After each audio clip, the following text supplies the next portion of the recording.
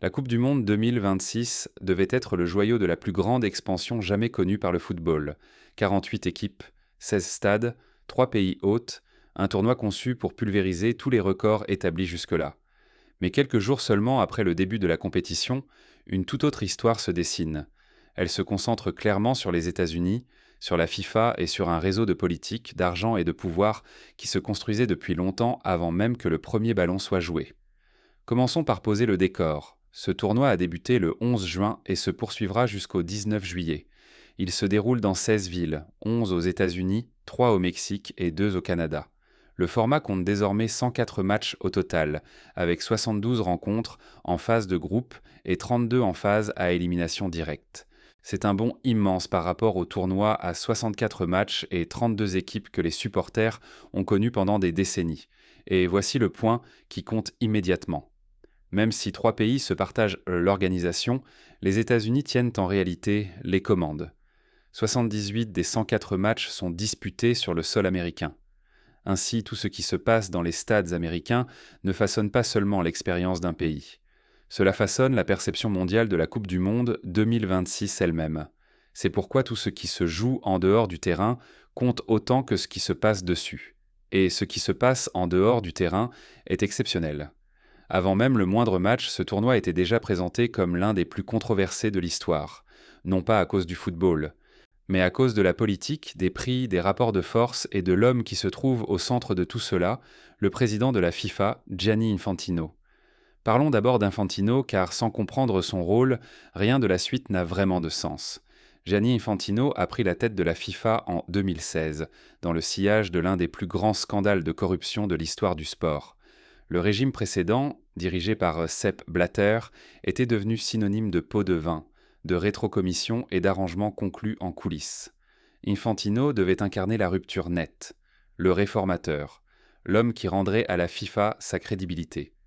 À la place, ce qui a émergé au cours de la décennie suivante est sans doute plus complexe. Un président passé maître dans l'art de la survie politique, au prix de la neutralité même que la FIFA est légalement tenue de respecter. La relation entre Infantino et Donald Trump remonte à plusieurs années. Durant le premier mandat de Trump, Infantino était un habitué de la Maison-Blanche. Lors d'une visite, il avait remis à Trump des cartons rouges et jaunes, plaisantant en disant qu'ils étaient donc destinés à la presse. Lors d'un dîner à Davos, en janvier 2020, Infantino a publiquement qualifié Trump de grand ami. Leur proximité s'est renforcée avec les années et la relation de travail était évidente. Les États-Unis voulaient un tas la Coupe du Monde, Trump voulait le prestige et Infantino voulait un allié politique puissant avant le tournoi sur lequel il avait engagé son héritage. Lorsque Trump est revenu à la Maison-Blanche en janvier 2025, cette dynamique s'est intensifiée. Infantino est redevenu une présence régulière à Washington. Il a assisté à des événements à la Maison-Blanche. Il a publiquement salué l'administration. Puis une décision a suscité des critiques dans tout le monde du football. La FIFA a décerné à Donald Trump son tout nouveau prix de la paix. L'annonce est intervenue un peu plus de 2 mois avant que les États-Unis ne lancent des frappes aériennes contre l'Iran. Des critiques ont décrit ce prix comme une moquerie de tout ce que la FIFA prétend défendre. Une organisation de défense des droits humains, Fair Square, a déposé une plainte officielle demandant l'ouverture d'une enquête sur la violation présumée, par Infantino, de l'obligation de neutralité politique de la FIFA. Mais Infantino ne s'est pas contenté d'ignorer les critiques. Il les a affrontées. Depuis Mexico, à la veille du tournoi, il a adopté un ton défiant et a, en substance, appelé ses détracteurs à se calmer. Il a déclaré ne ressentir aucun remords au sujet des événements ayant précédé le tournoi. L'homme qui dirige l'événement sportif le plus regardé au monde semblait peu troublé par les questions qui l'entouraient. Les statuts même de la FIFA ne laissent aucune ambiguïté. Ils imposent à tous les responsables de rester politiquement neutres. Miguel Maduro, ancien président du comité de gouvernance de la FIFA, a affirmé publiquement qu'Infantino avait enfreint ses règles en soutenant les politiques de Trump. The New York Times a publié une enquête détaillée sur les efforts menés pendant des années par Infantino pour gagner les faveurs de Trump, notant que la FIFA avait loué des espaces événementiels appartenant à la famille Trump et que des responsables du football se demandaient en privé qui bénéficiait réellement de cette relation. La réponse, du moins pour les intérêts commerciaux de la FIFA à l'approche de ce tournoi, semblait évidente. Les complications politiques ne se sont pas arrêtées aux séances photos. Elles ont directement débordé sur le tournoi lui-même. L'Iran s'est qualifié pour la Coupe du Monde 2026 en terminant premier de son groupe de qualification asiatique. La suite aurait dû être simple. Au lieu de cela, la présence de l'Iran dans ce tournoi est devenue un point de cristallisation de tout ce que le mélange entre football et géopolitique peut avoir de dérangeant. En juin 2025, l'administration Trump a annoncé un décret imposant une interdiction de voyager aux citoyens de 12 pays, dont l'Iran. Des exemptions avaient été promises pour les athlètes se rendant à de grands événements sportifs internationaux comme la Coupe du Monde ou les Jeux olympiques. Mais dans la pratique, ces exemptions se sont révélées complexes. En novembre 2025, les États-Unis ont refusé des visas à des membres de la délégation iranienne qui devaient assister au tirage au sort de la Coupe du Monde à Washington. L'Iran a annoncé qu'il boycotterait entièrement la cérémonie du tirage au sort en signe de protestation. La FIFA a été contrainte d'intervenir. Finalement, une délégation réduite a pu se rendre sur place. L'Iran avait demandé 9 visas et n'en a obtenu que 4, dont un pour le sélectionneur Amir Ghalenoei. La Fédération iranienne de football a qualifié cette décision du gouvernement américain de non sportive et entièrement politique. Et d'autres éléments de contexte rendent cette situation encore plus inconfortable. Dans les mois qui ont précédé le tournoi, des manifestations ont éclaté dans tout l'Iran. Plusieurs athlètes et footballeurs iraniens auraient été tués durant cette période. De nombreux appels ont été lancés pour que la FIFA exclue complètement l'Iran de la compétition, au nom des droits humains et de la répression continue exercée par le pays contre les athlètes comme contre les citoyens. La FIFA était restée silencieuse face à la plupart de ces appels. Puis, après le début d'hostilités militaires impliquant l'Iran et les États-Unis, deux nations qui se retrouvaient simultanément dans le même tournoi comme pays hôte et comme participants, la controverse autour de la participation iranienne a atteint un niveau de tension inédit. Autoriser l'Iran à jouer une Coupe du Monde organisée sur le sol américain, en plein conflit géopolitique actif entre les deux pays, était une situation sans véritable précédent dans l'histoire du tournoi. La FIFA a également programmé un match entre l'Égypte et l'Iran à Seattle, précisément le même week-end que la Pride Parade de la ville. L'Égypte comme l'Iran disposent de lois qui criminalisent activement l'identité LGBTQ. Cette décision de calendrier a immédiatement suscité des critiques de la part d'associations et de responsables locaux qui ont estimé que la FIFA s'était montrée indifférente à la signification de cette affiche dans cette ville précise, à ce moment précis. Les reproches visant la gestion par la FIFA des droits humains, de la neutralité politique et de la planification du tournoi s'accumulaient. Puis sont arrivés les billets. La FIFA avait promis la plus grande Coupe du Monde de l'histoire, mais elle en a aussi fait, de très loin, la plus chère. Entre octobre 2025 et avril 2026, la FIFA a augmenté les prix des billets pour plus de 90 des 104 matchs de la Coupe du Monde. Dans les 3 principales catégories tarifaires, les prix ont progressé en moyenne de 34%. Des billets pour la finale au MetLife Stadium, dans le New Jersey, auraient atteint 5 785 $ sur le marché secondaire, certaines annonces affichant même des montants à 5 chiffres. À la fin du mois de mai 2026, les procureurs généraux de New York et du New Jersey en ont eu assez. Letitia James, à New York, et Jennifer Davenport, dans le New Jersey, ont adressé des injonctions formelles à la FIFA, exigeant que l'organisation explique comment elle était parvenue à ces structures tarifaires. Davenport a décrit l'ensemble de l'expérience d'achat des billets comme un parcours d'obstacles fait de confusion, de rareté artificielle et de prix exorbitants. Les injonctions visaient la stratégie générale de tarification de la FIFA, les pratiques liées à l'emplacement des sièges et toutes les décisions de billetterie concernant les 8 matchs de la Coupe du Monde prévus au MetLife Stadium, finale comprise. Le bureau de James a également ouvert une enquête distincte pour déterminer si les supporters avaient été induits en erreur pendant le processus d'achat. La FIFA, comme souvent, a répondu que tout allait bien. Puis le tournoi a commencé et les sièges vides sont apparus. Même avant que la crise de fréquentation ne devienne une affaire majeure, le schéma était déjà visible pour qui voulait le voir. Lors de la Coupe du Monde des clubs, élargie organisée aux États-Unis en 2025, plusieurs matchs avaient été retardés par la foudre. Une rencontre s'était étirée sur près de 5 heures à cause d'interruptions météorologiques répétées. Des entraîneurs avaient ouvertement demandé si les tournois estivaux aux États-Unis étaient programmés avec une compréhension réaliste des conditions météo américaines. Ces avertissements n'ont rien changé. La Coupe du Monde 2026 s'est ouverte à Mexico, à l'Azteca, l'une des enceintes les plus mythiques de l'histoire du football.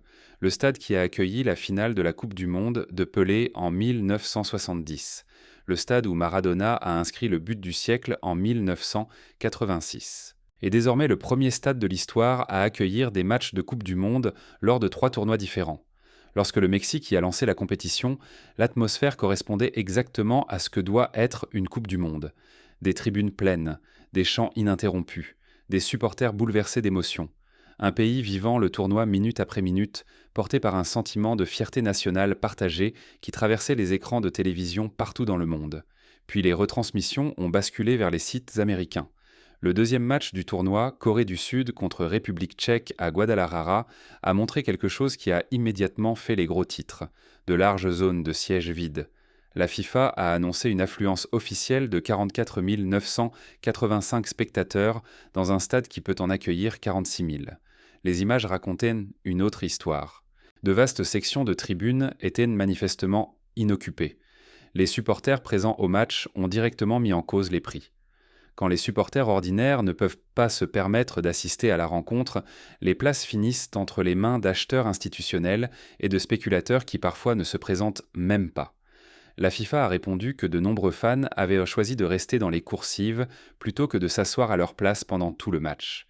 Cette explication a été largement accueillie avec scepticisme. Le match Canada contre Bosnie-Herzégovine a montré des problèmes similaires, tout comme Qatar contre Suisse. Des sections visiblement vides un peu partout, malgré des chiffres officiels affirmant que les enceintes étaient presque pleines. Une analyse de The Athletic a établi que, sur les 6 premiers matchs du tournoi, les propres chiffres de la FIFA ne faisaient état que d'environ 1574 sièges inoccupés au total. Mais ce que les téléspectateurs voyaient à l'écran ne correspondait pas à ces données. L'écart entre les statistiques officielles et la réalité visuelle est devenu une controverse à part entière. À Los Angeles, l'équipe nationale masculine des États-Unis a lancé sa campagne contre le Paraguay. L'USMNT s'est imposé 4-1. 4 buts, une prestation solide, le genre de résultat qui devrait créer de l'énergie dans tout un pays hôte. Et pourtant, les caméras de télévision ont capté des zones visiblement vides au Sophie Stadium. Une nation hôte qui gagne largement dans son propre tournoi, et le stade ne paraît toujours pas complètement plein. Pour les téléspectateurs internationaux, la question devenait évidente. Si le match d'ouverture du pays hôte lui-même ne remplit pas l'enceinte, que se passera-t-il lors des rencontres neutres de phase de groupe sans public local naturel ? Il y avait aussi un aspect pratique qui a directement touché les supporters venus sur place.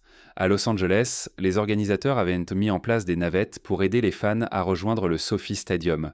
Mais les informations venues du secteur ont décrit d'énormes embouteillages avant et après le match.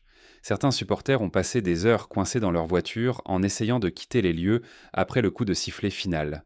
Si l'on ajoute la chaleur, les longues marches depuis les points de dépose, les files au contrôle de sécurité et la circulation sur le chemin du retour, assister à un match de Coupe du Monde dans plusieurs sites américains a commencé à ressembler davantage à une épreuve qu'à une fête.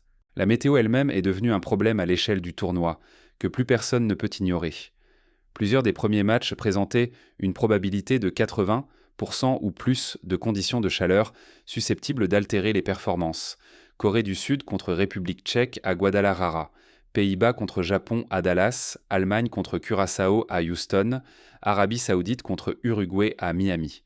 Et les projections pour la deuxième semaine annonçaient manquant des conditions encore plus rudes pour des matchs comme Angleterre contre Croatie et Portugal contre République démocratique du Congo.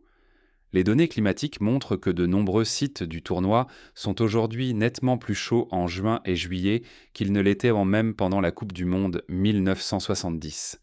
14 des 16 stades connaissent régulièrement des chaleurs estivales extrêmes. Seule une poignée d'enceintes est entièrement climatisée. Cela n'en fait pas un problème logistique isolé, mais un défi structurel à l'échelle du tournoi, que la FIFA a choisi d'intégrer à la compétition lorsqu'elle a décidé de l'organiser pendant l'été américain. De violents orages ont ajouté une autre dimension.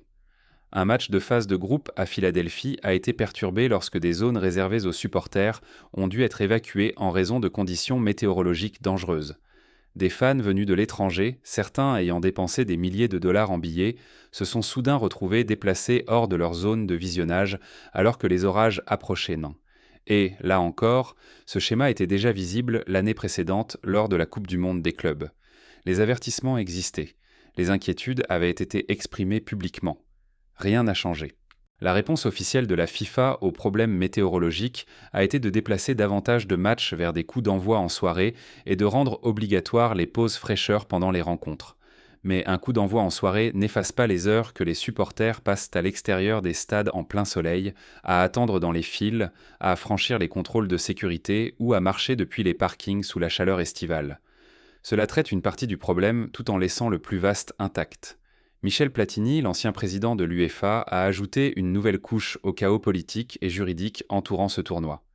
Quelques jours seulement avant le début de la Coupe du Monde, l'équipe juridique de Platini a confirmé le lancement d'une procédure pénale à Paris contre Infantino et 2 anciens responsables de la FIFA, le directeur juridique Marco Viligé et le responsable de l'audit et de la conformité Domenico Scala. La plainte affirme qu'Infantino et les 2 responsables ont orchestré une action coordonnée pour empêcher Platini de briguer la présidence de la FIFA. Platini poursuit également séparément la FIFA pour obtenir des dommages et intérêts, affirmant que l'instance dirigeante du football mondial a délibérément organisé son exclusion du poste suprême. Ce ne sont pas des accusations portées par une figure obscure. Platini est l'un des joueurs les plus décorés de l'histoire du football européen, triple ballon d'or et ancien président de l'UEFA.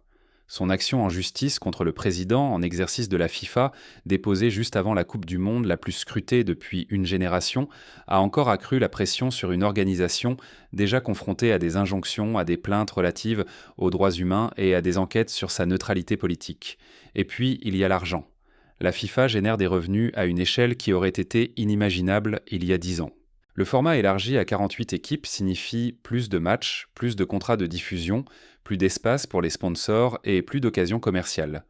Des rapports et des enquêtes suggèrent aussi que l'argent ne va pas simplement au développement du football comme prévu, mais qu'il pourrait circuler de manière à préserver des structures de pouvoir politique au sein même de la FIFA.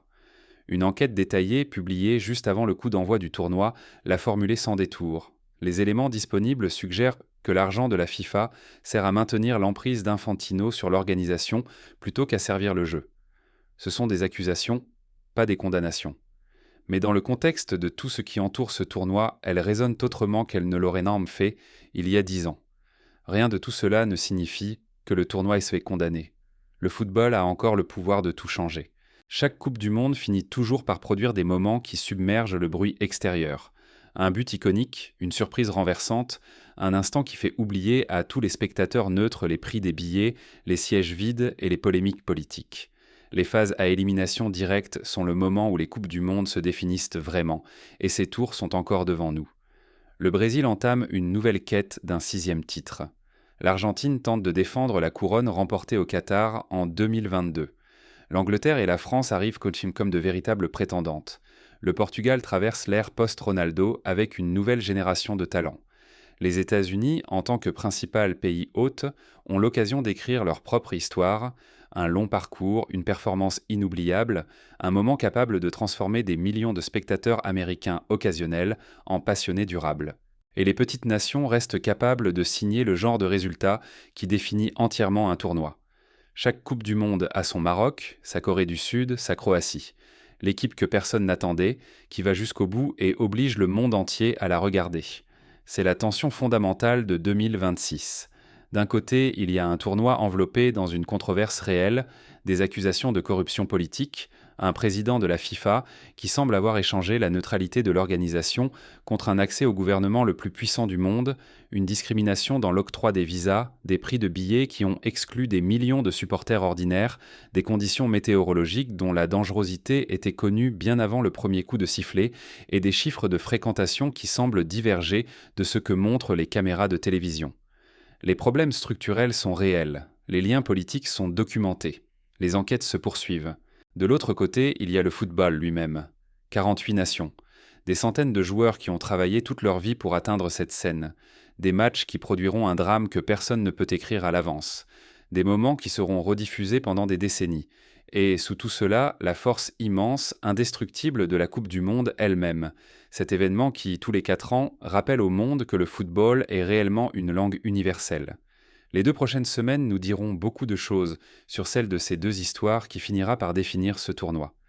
Si les stades se remplissent à l'approche des phases à élimination directe, si les matchs deviennent électriques et si les moments iconiques commencent à s'accumuler, alors tout ce qui s'est passé durant la première semaine pourrait finir par ressembler aux douleurs de croissance temporaire d'une expansion sans précédent. Mais si les sièges vides continuent d'apparaître à l'écran, si la météo continue de provoquer des interruptions, si les procédures judiciaires contre la FIFA s'intensifient et si l'écart d'ambiance entre l'Azteca rugissant de Mexico et plusieurs enceintes américaines devient de plus en plus évident, alors le récit d'ouverture ne disparaîtra pas.